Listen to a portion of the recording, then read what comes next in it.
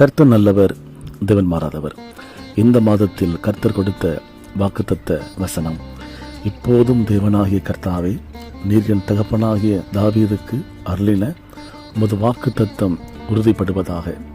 விதத்தில் சொல்லப்பட்டிருக்கு, பொய் சொல்ல தேவன் ஒரு மனிதன் அல்ல, மனம் மாற அவர் மனுபுத்திரனும் அல்ல.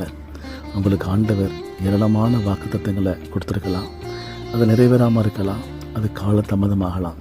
ஆனால் இந்த மாதத்தில் கர்த்தர் உங்களுக்கு கொடுத்த ஒவ்வொரு வாக்குத்தத்தத்தையும் நிறைவேற்றுவதற்கு ஆண்டவர் உண்மை உள்ளவர். தேவன் செய்வேன் என்று சொன்ன காரியத்தை உங்கள் வாழ்க்கையில் அவங்க செய்ய போகிறாங்க. அவர் மனம் மாற மனுபுத்திரன் அல்ல.